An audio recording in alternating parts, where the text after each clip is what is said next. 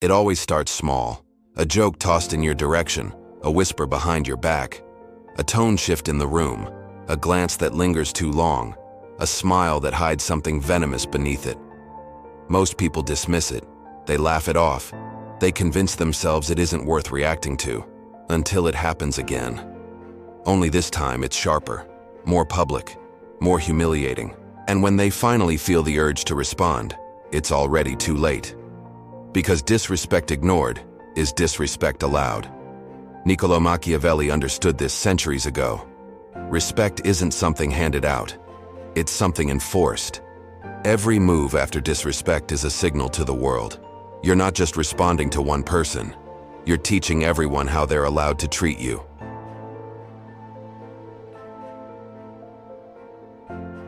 Disrespect rarely begins with boldness.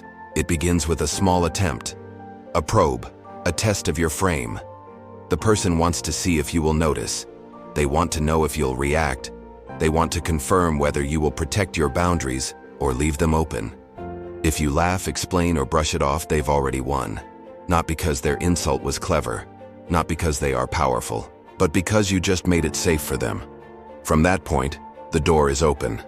And when the door is open, more people step through. One moment of neglect creates a pattern, and patterns build reputation.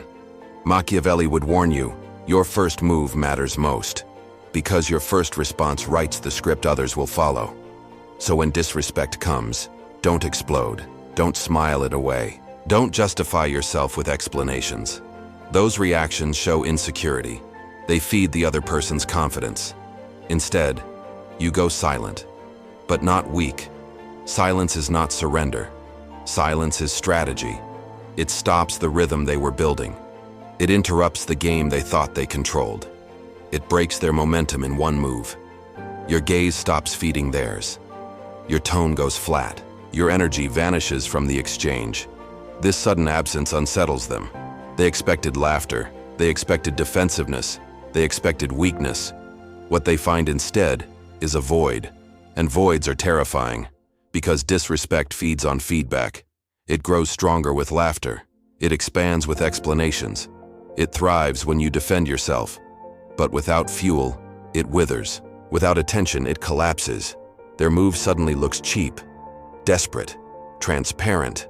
The entire room feels it. The first law of handling disrespect is this: whoever reacts emotionally loses status. But the one who withdraws strategically becomes unpredictable. And unpredictability breeds caution. When people can't predict you, they hesitate.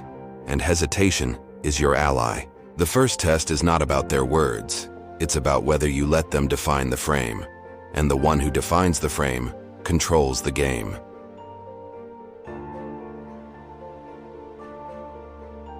After silence comes precision.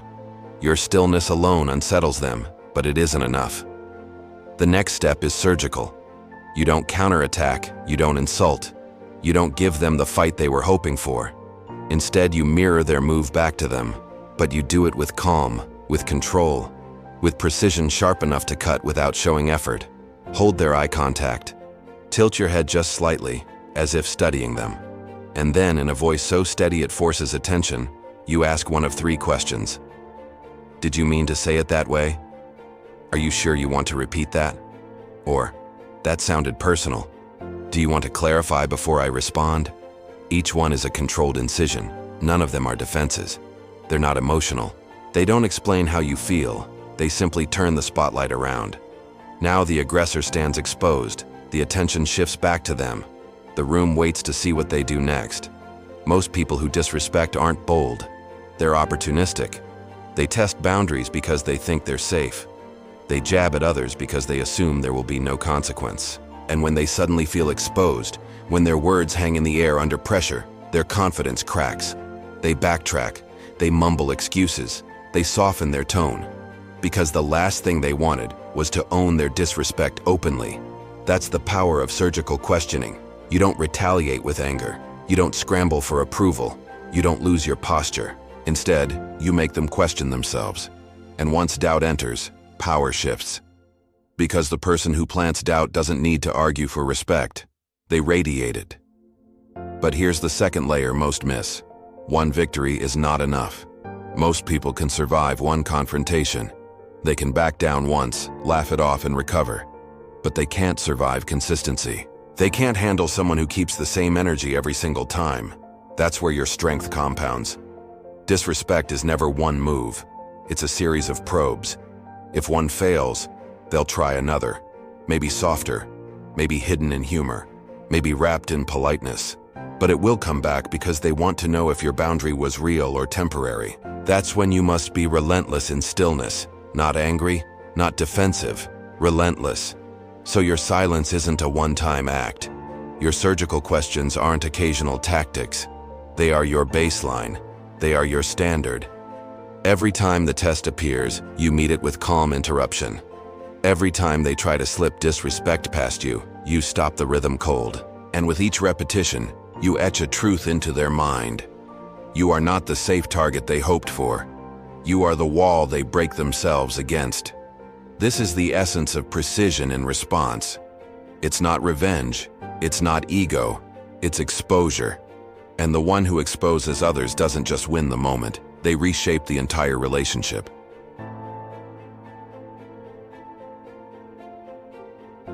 The moment you check disrespect, the game changes. But here's where most people fail. They think once they've pushed back, everything resets. They believe they can return to normal, as if the insult never happened, as if the relationship can simply go back to what it was. That is a mistake. Disrespect is not erased by one response. It redefines the relationship, and if you don't reframe it, they will. So after the first boundary is enforced, you shift the entire dynamic. Your warmth retreats. Your tone sharpens. Your energy becomes selective. Where once you may have smiled freely, now your smiles are calculated. Where once you gave them attention easily, now attention must be earned. And this difference is not spoken. You don't announce the change. You let them feel it. They feel it in how you pause before responding. They feel it in the distance in your tone. They feel it in your new absence from spaces you once shared. This is not pettiness. It's principle. Because access to you is not unconditional. And once someone crosses the line, they never return to the same place again. Machiavelli understood the power of public consequence. When one person disrespects you in front of others, your response is never private. It educates the entire room.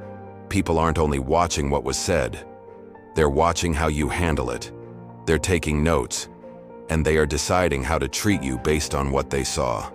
That's why reframing matters. If you check them once, but return to soft behavior, the test comes back. If you go back to normal, they sense the door is cracked. And cracked doors always get pushed open again. But if you withdraw warmth and change the rhythm permanently, they realize the truth. Even one violation has lasting cost. You don't need to yell. You don't need to threaten. You don't need to say, "Things are different now." The shift speaks for itself. Your silence speaks. Your distance speaks. Your absence speaks. And this echo is louder than any comeback. Because the aggressor doesn't just lose the battle. They lose their old access to you. They lose the version of you they once knew. And the room sees it too. That's the real reframe. Not revenge, not hostility, but removal. A quiet, disciplined removal of what they once took for granted. This is how you separate yourself from the easily disrespected. You show that every interaction has weight, that every boundary is real, that every violation carries consequence.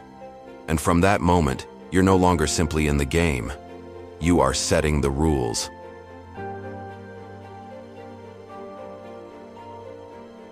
Here is a hard truth. If the consequence matches the offense, it fades. If the consequence outweighs the offense, it lingers. Fair punishment is forgettable, but disproportionate consequence becomes unforgettable. This does not mean rage.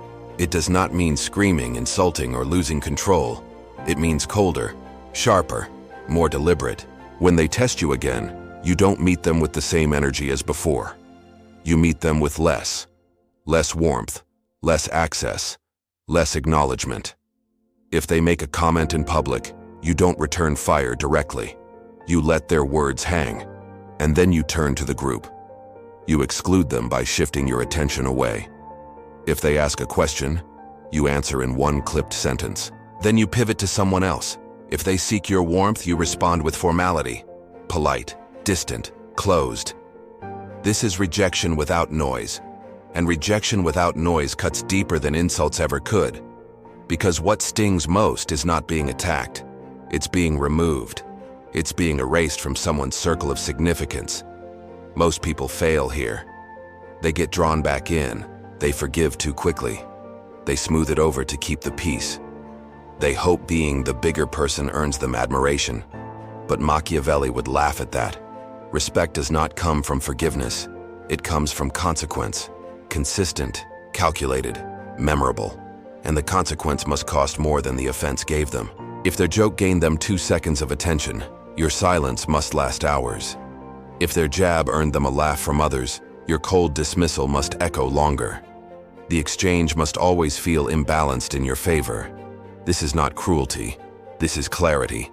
Because the human mind learns from imbalance. It remembers the pain of overpaying. And the next time they consider testing you, the memory of that cost will stop them. But here's the real power. It's not just about the person who disrespected you. It's about everyone else watching. They see the test. They see the consequence.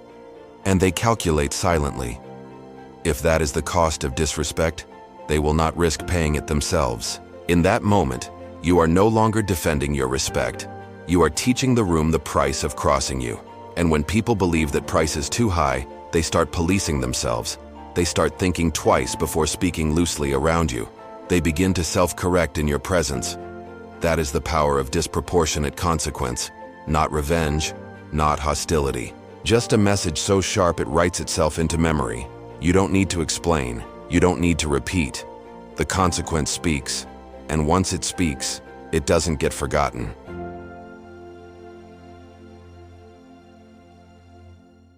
Once you've enforced consequence, the game flips. You are no longer reacting to disrespect. You are shaping the environment around you. This is the stage where you stop defending and start directing. Machiavelli warned that a prince must not only punish disloyalty, he must also reward loyalty. Because fear without respect breeds hatred, and respect without fear breeds weakness. Balance both, and you command authority. Here's how it looks in practice. The person who tried to disrespect you now watches carefully. They test less. They hesitate more. They search for ways to win back your approval. And here's the critical move. You don't give it away. You make them earn it. If they attempt small politeness, you acknowledge it but keep your distance. If they show genuine respect, you respond with measured warmth. Not too much, not too fast. Every ounce of approval must feel like progress they've struggled for. Because now you are flipping the psychology. The one who once played the aggressor is now chasing your validation. The hunter becomes the hunted, and the room sees the reversal. What began as their attempt to lower your status has ended with them orbiting yours. This shift is subtle, but it changes everything. Your authority is no longer reactive. It is proactive. You are not avoiding disrespect. You are commanding respect. But here's the key. You don't just turn the tables on the aggressor. You extend this energy to the entire environment. You reward loyalty openly. When someone treats you with respect, you show appreciation. You give attention. You share energy. The contrast becomes impossible to miss. People notice the pattern. They see that respect earns access, while disrespect earns removal. And humans by nature move toward reward and away from punishment. So slowly, without ever announcing it, you reshape the group dynamic. You become the gravitational center, not because you demanded it, not because you begged for it, but because your consistency forced it. The tables are turned not through revenge, but through discipline, by holding the same line again and again, by rewarding loyalty and starving disrespect, by refusing to let anyone reset the frame. And when the tables finally turn, you realize the truth. Respect isn't about being liked. It isn't about being feared. It isn't about being friendly or hostile. It's about control. Control of the frame. Control of the rhythm. control of how others move around you. That's the lesson Machiavelli left behind. Don't just punish. Don't just defend. Turn the tables until you define the entire game.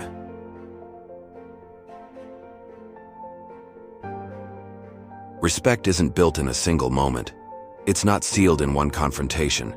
It's a legacy, a pattern that echoes every time people interact with you. Most fail here because they treat respect like a one-time event. They enforce a boundary once, then relax. They respond strongly in public, then return to softness in private. This inconsistency destroys the frame because people don't remember the strongest version of you. They remember the average version of you. And if your average is weak, your peak moments mean nothing. Machiavelli understood the value of consistency. He wrote that fortune favors those who appear stable, decisive, unshakable. Even enemies will respect a man who is consistent, because consistency makes you predictable in strength, and predictability and strength creates security for others and fear for challengers. This is the legacy of boundaries. It is not about punishing every offense with drama. It is about setting a rhythm no one dares to interrupt. When people see that disrespect never passes unacknowledged, they stop trying. When they see you never return to softness with violators, they stop hoping. And when they see loyalty rewarded every time, they align themselves with you naturally. Your presence becomes a standard. People adjust their behavior before you speak. They choose words more carefully. They lower their tone when speaking to you. They show respect without being asked, not because you demanded it, but because they know disrespect has no place to land near you. This is where power becomes quiet. You no longer need to react. You no longer need to correct. The environment corrects itself around you. This is the highest form of authority, the kind Machiavelli admired, the kind that doesn't shout but shapes. And the beauty of this legacy is that it compounds. Each year you live with unshakable boundaries, your respect grows heavier. Each interaction adds another layer to your reputation. Until one day, the idea of disrespecting you feels absurd. Not because you punish, not because you threaten, but because the cost has become unthinkable. This is the final stage, the point where your reputation does the work for you, where the shadow of your past responses keeps people aligned, where your silence speaks before you do. The legacy of boundaries isn't built overnight, but once it's in place, it outlives every insult, every test, every challenger. And that is how true respect survives. Not in moments, but in memory. Not in words, but in weight.